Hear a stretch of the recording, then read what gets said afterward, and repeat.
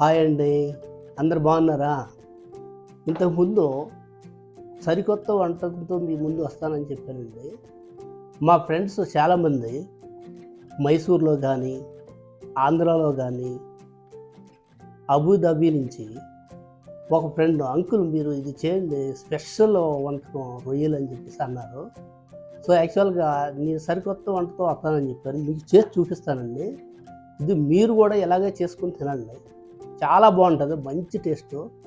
ఎప్పుడో నా చిన్నప్పుడు మా అమ్మ అంతా చేసి పెట్టేది నాకు, ఆ జ్ఞాపకంతోనే ఇప్పుడు మీకు చేసి చూపిస్తానండి. ఓకే అండి, లెట్ us గో అండి స్టార్ట్. దీనికి కావాల్సిన పదార్థాలు ఏమున్నాయో మీకు చెప్తానండి. 1/2 కేజీ రొయ్యలు ఫ్రెష్గా ఉన్నాయి తీసుకున్నామండి. వాళ్ళే మనకి క్లీన్ చేసి పెడతారు యాక్చువల్గా.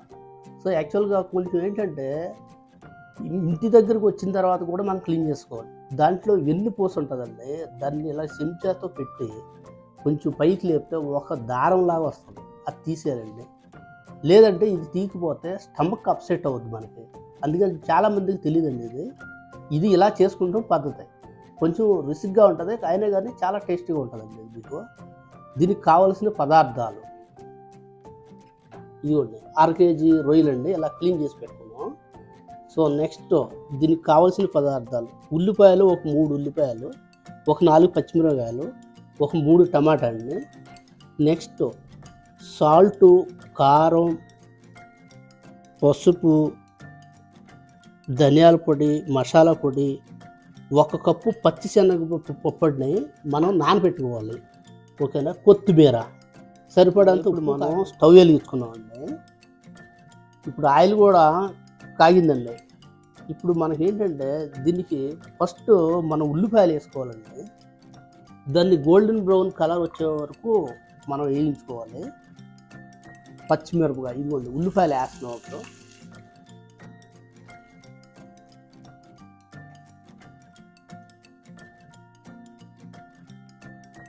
దానిలో పచ్చిమిరపకాయలు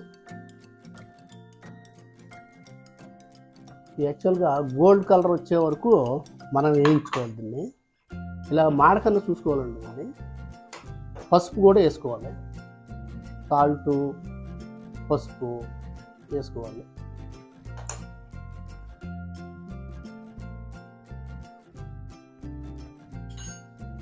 ఇదండి ఒక చిటికెడు పసుపు అండి, ఇంతే చాలండి. సో ఇంతకుముందు మీకు దీనికి తర్వాత వేగిన తర్వాత ఇదిగోండి కొంచెం సాల్ట్ వేసుకున్నాం, ఎందుకంటే మనకు ఉల్లిపాయలకి పట్టాలండి, అందుకని చెప్పి కొంచెం సాల్ట్ వేసుకున్నాం అంట. ఇది గోల్డెన్ బ్రౌన్ కలర్ వచ్చే వరకు మనం వేయించుకోవాలి. ఇలాగా వేగే కొద్ది చాలా గోల్డెన్ బ్రౌన్ కలర్ వస్తే చాలు అండి, మాడకూడదు దీన్ని యాక్చువల్గా. ఓకేనా. చూసుకుంటామండి, 2 నిమిషాలు అయింది. ఇదిగోండి మనకి గోల్డెన్ బ్రౌన్ కలర్ వచ్చింది ఆల్రెడీ. చూడండి ఎంత చక్కగా కనబడుతుందో కలర్. ఇప్పుడు మనం దీనికి అల్లం పేస్ట్ వేసుకోవాలండి. ఇది చూడండి, 2 స్పూన్లు అల్లం పేస్ట్ వేస్తామండి. ఇది యాక్చువల్గా ఇంతకుముందు మీకు చెప్పడం మర్చిపోయానండి. ఇప్పుడు చూడండి క్లియర్గా చూస్తున్నాను. అల్లం పేస్ట్ వేసుకోవాలండి, ఒక 2 స్పూన్లు అండి. వేసుకొని దీన్ని ఇలా కలుపుతూ ఉండాలండి. అంతే. ఇలా కలిపిన తర్వాత మనం ఏం చేయాలంటే దీని తర్వాత మనం రొయ్యలు వేసుకోవాలండి. దీనికి రొయ్యలు వేసుకున్న తర్వాత చూడండి, రొయ్యలు వేస్తున్నాం ఇలాగా. చూడండి చక్కగా క్లీన్గా ఉంది చూడండి. ఇలా క్లీన్ చేసి ఫ్రెష్గా ఉన్నాయి తెచ్చుకోవాలి. యాక్చువల్గా రొయ్యలు ఉంటాయి కదండి, అవి కూడా మీరు చూడాలండి. మెత్తగా ఉంటే నిల్వ ఉన్నాయన్నమాట, ఫ్రెష్గా ఉన్నాయనుకోండి అది గట్టిగా ఉంటుంది. యాక్చువల్గా గట్టిగా ఉంటే ఫ్రెష్గా ఉన్నట్టు. యాక్చువల్గా అవి తెచ్చుకొని మాత్రమే మీరు చూడండి. చూడండి మంచి స్మెల్ వస్తుంది. ఇదిగోండి ఇలా వేగింది చూడండి, రౌండ్గా పాలకోవా బిళ్ళల్లా ఉన్నాయండి. ఇప్పుడు చూడండి, ఇప్పుడు పచ్చెనగపప్పు వేసుకున్నాము, పప్పు నానబెట్టుకున్నామండి. దీన్ని ముందుగానే ఒక అరగంట నానబెట్టుకోవాలి. ఇది వేసామనుకోండి దీంట్లో ఎవా టేస్ట్ వస్తుందండి, అందుకని చెప్పి ఇది వేసుకోవాలి. వేసుకొని మనం దీన్ని ఇలాగా తిప్పుతూ ఉండాలండి. తిప్పి ఇది వేగుతూ ఉంటుంది కదా, ఒక మూత పెట్టేసుకోవాలి. తర్వాత పచ్చెనగపప్పు వేసి చూడండి, ఇలా తిప్పిన తర్వాత వేగుతూ ఉంటుంది. కొంచెం ఒక హాఫ్ మినిట్ ఆగాలండి. సో మూత పెట్టేసుకుందామండి. చూడండి ఇప్పుడు మనకి ఏగుతూ ఉందండి. యాక్చువల్గా పచ్చెనపప్పు వేసుకున్నాం అనుకోండి, మంచి మనం తినేటప్పుడు యాక్చువల్గా మనకి పళ్ళకి తగులుతూ ఉంటుందండి. మంచి పీసుల్లాగా కసకసమని తగులుతూ ఉంటే మంచి టేస్ట్ వస్తుందండి. ఇది కూడా మనకు మంచి టేస్ట్ వస్తుందండి. ఎందుకంటే ఇది మన పళ్ళల్లో తగులుతూ ఉంటుంటే మనం పప్పులు తింటాం కదండి, అలాగే మంచి తగులుతుందండి. చాలా బాగుంటుంది. ఇప్పుడు మనం కారం వేసుకుందాం.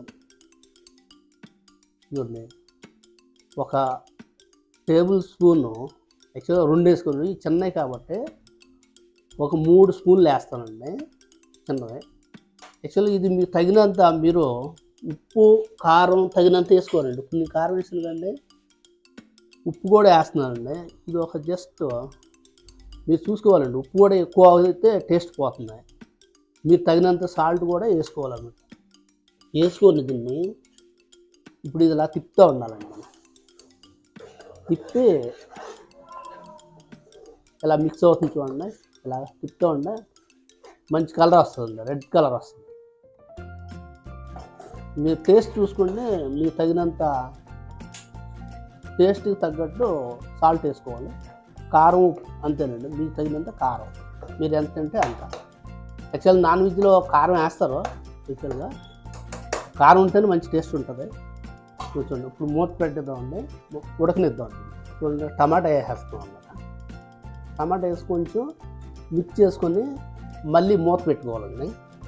కొంచెం ఒక ½ మినిట్ మూత పెట్టుకొని ఉప్పు కారం కూడా వేసుకోవచ్చు. సరిపడంతా చూసుకోవాలి మీరు. దీనికి సరిపడంతా గరం మసాలా అంటే ఒక స్పూను, ఇలాగ ఒక స్పూన్ వేసుకుందాం. అది ఆఫ్ అయింది. ఇది అంతే సరిపడంత గరం మసాలా. ఇలా మనం తిప్పుతూ ఉండాలి. తిప్పిన తర్వాత ఇలా తిప్పుతూ ఉండాలండి. తిప్పిన తర్వాత మన ధనియాల పౌడర్ కూడా వేసుకుంటాం. ధనియాల పొడి, కొంచెం ధనియాల పొడి. ఎందుకంటే ఇవన్నీ ఎందుకు వేస్తున్నామంటే నీసు స్మెల్ రాకూడదు. కొంచెం ఇది చూడండి. ఇప్పుడు మన ధనియాల గరం మసాలా వేసుకున్న తర్వాత ఒక గ్లాసు వాటర్ వేసుకోవాలండి. మీకు ఎంత కావాలంటే అంత వాటర్ వేసుకోండి, కానీ ఎక్కువ వాటర్ వేస్తే బాగుంది. అందుకని ఒక వాటర్ వేసుకొని ఒక గ్లాసు మీరు దీన్ని మూత పెట్టుకుంటే 1 నిమిషంలో ఉడికిపోతుంది. చాలా బాగుంటుంది. ఇప్పుడు మనం కొత్తిమీర వేసుకొని స్టవ్ ఆపుకుంటామండి. చూడండి ఇప్పుడు మనం కొత్తిమీర వేస్తాం. ఆల్మోస్ట్ స్టవ్ ఆరిపోయడం అన్నమాట. చేసుకుని తినండి.